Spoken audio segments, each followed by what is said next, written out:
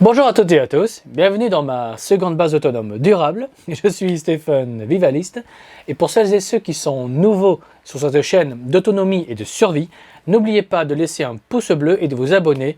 Et d'avance, je vous en remercie. Tout comme je vous remercie de réserver votre week-end du 18 septembre pour venir au second week-end de rencontre du Royaume, qui aura lieu donc le dimanche 18 septembre au camping La Croisée des Chemins à Cerisy-la-Forêt en Normandie. Voilà, on réserve gratuitement sa place par mail qui est sous la vidéo dans le descriptif. Voilà, donc venez nombreux, je vous y attends avec grand plaisir et je ferme la petite parenthèse pub d'aujourd'hui.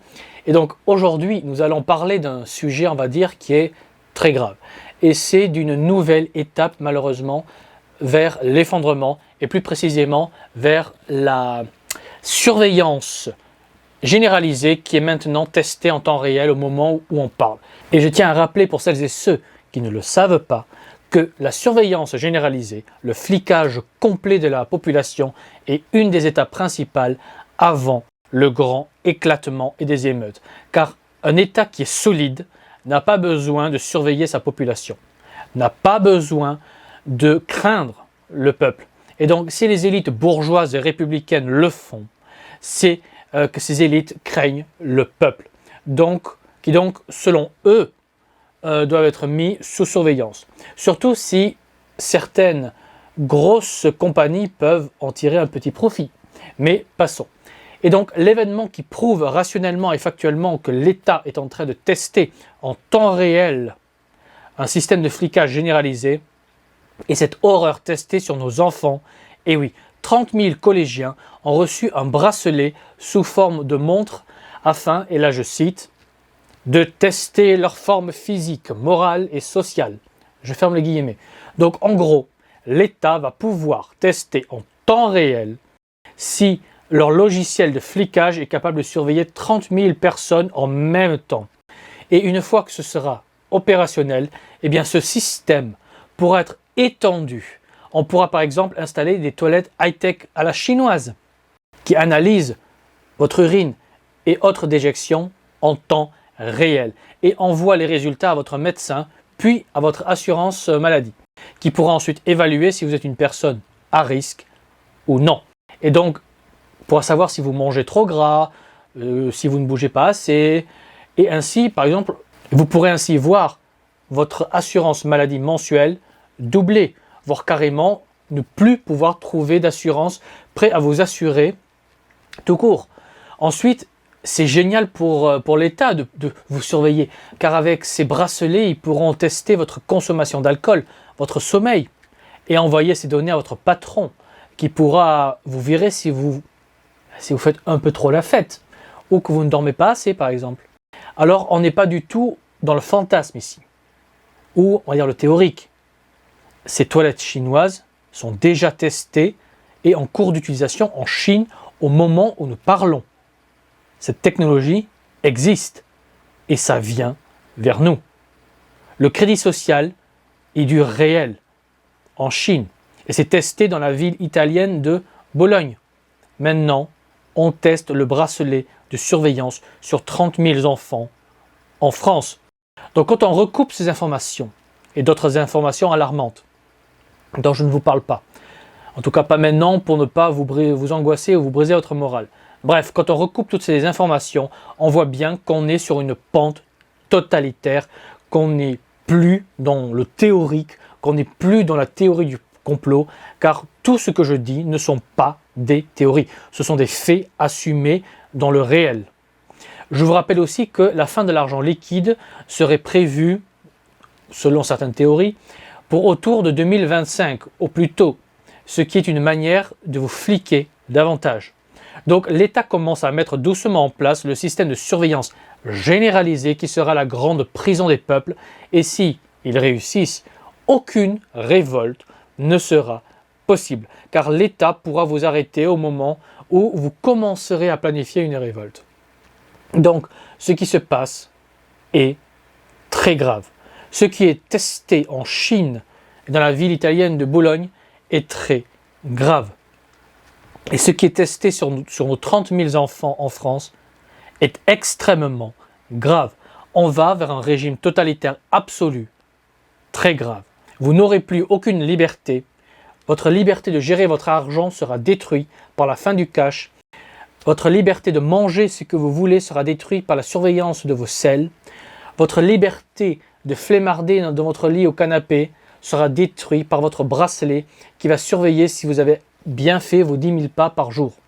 Votre liberté tout court sera détruite par des caméras partout et le crédit social qui arrive à grands pas chez nous et qui est testé à quelques centaines de kilomètres de chez vous, dans la ville italienne de Bologne, les faits rationnels et factuels montrent que l'étau autour de notre coût populaire se resserre de plus en plus et notre capacité de résister, de lutter, de nous préparer se réduit de jour après jour à peau de chagrin. Donc l'État n'est pas votre ami, l'État est votre ennemi. Donc vous devez participer à construire des canaux de sauvetage à travers des réseaux locaux qui créent une solidarité parallèle où un minimum de liberté pourra être conservé. Mais dites-vous que bientôt, des gens comme moi seront très sûrement jetés en prison pour avoir osé parler. Donc préparez-vous pour ce qui vient, car il est peu probable que le peuple français va accepter un tel degré de surveillance.